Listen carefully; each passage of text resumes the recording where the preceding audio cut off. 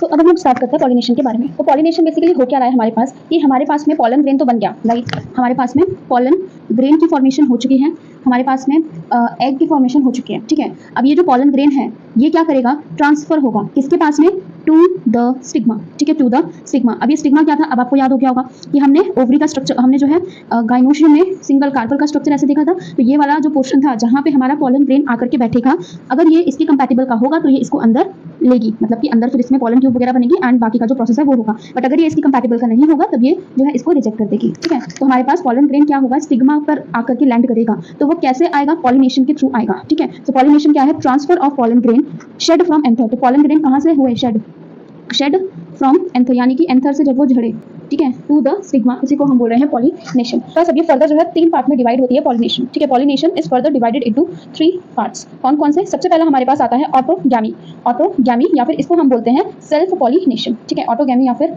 Self pollination. इसके बाद second portion आता है इसमें geitonogamy and the third one is xenogamy या फिर हमारे पास में क्रॉस पॉलिनेशन, जीनोगैमी और वी हैड क्रॉस पॉलिनेशन, ठीक है। तो सबसे पहले हम लोग बात करते हैं ऑटोगैमी की या फिर सेल्फ पॉलिनेशन की। तो इसमें हो क्या रहा है कि हमारे, अब कुछ टर्म्स आप लोग क्लियर कर लो। सबसे पहला तो होगा हमारे पास में हर्माफ्रोडाइट टर्म, हर्माफ्रोडाइट क्या होता है कि मेल और फीमेल वाला जो पोर्शन है वो एक ही पे प्रेजेंट हो, ठीक है, मेल और फीमेल वाला जो पोर्शन है वो एक ही पे प्रेजेंट हो, या फिर हर्माफ्रोडाइट को हम बाइसेक्सुअल भी बोल सकते हैं, ठीक है, बाइसेक्सुअल भी बोल सकते हैं। तो बाय मतलब दोनों, ठीक है, तो दोनों, सेक्सुअल मतलब दोनों sex, mail and female both एक साथ में प्रेजेंट हो किसी भी फ्लावर में, ठीक है, किसी भी प्लांट में, तो दैट इज बाइसेक्सुअल फ्लावर या फिर बाइसेक्सुअल प्लांट।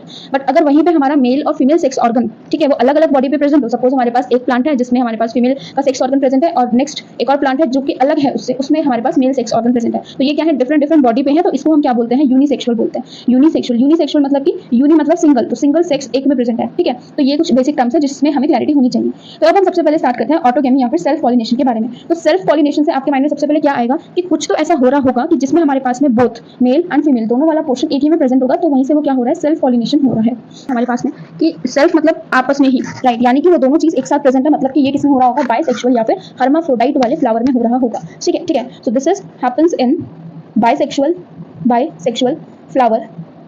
फ्लावर और हर्माफ्रोडाइट